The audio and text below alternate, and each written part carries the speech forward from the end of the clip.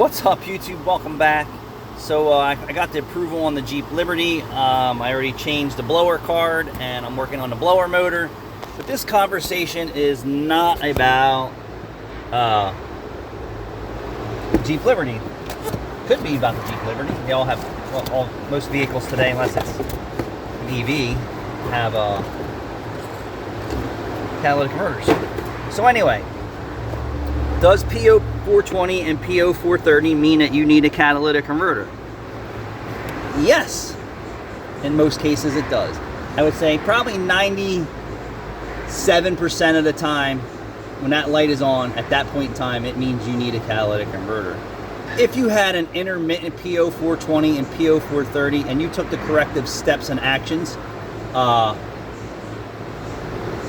when you were getting the warning signs of that, because you can have things cause a catalytic converter efficiency code that aren't necessarily destroying the catalytic converter. And there's many things that attribute to why the catalytic converter is coding or failing, because it is the last thing in the exhaust system that is seeing what's coming through it. So you have antifreeze, oil, blow-by, gasoline, carbon, water vapor.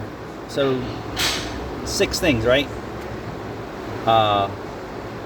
You definitely don't want flames, so 7 flames could be coming through your exhaust system from over retarded timing.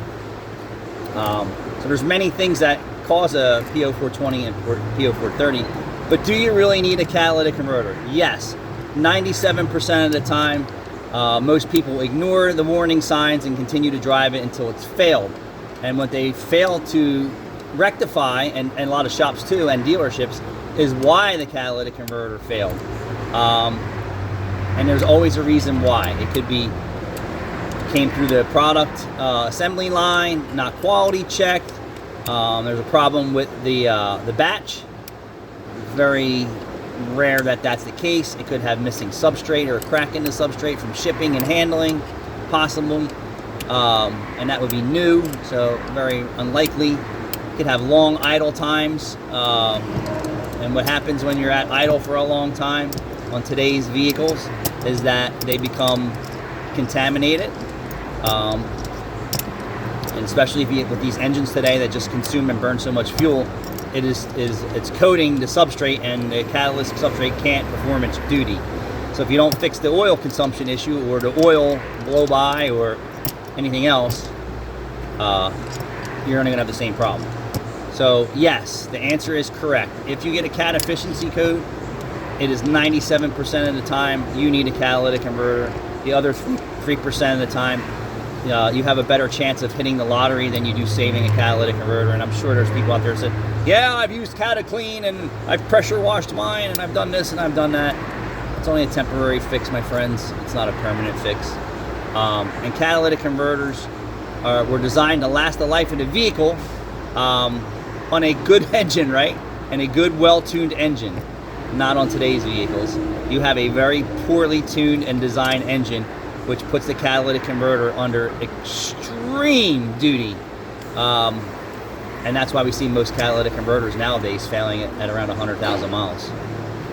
So I hope that that answers most of your questions. But don't just say it just has a cat efficiency code, I just need a cat. You're so wrong. You need more than just a catalytic converter. You need to get to the root cause of why the catalytic converter failed. And some of it, right, just like your health. Sometimes people have multiple health issues, and then some people only have, one health issue. Your catalytic converter is the same way. If your engine's burning oil, consuming antifreeze, your oil dilution's contaminated with fuel, on and on and on, these are all conditions that ruin your catalytic converter, some sooner than later. You have to get to the root cause, and most of it's neglected maintenance and poor engine design. Thanks for watching.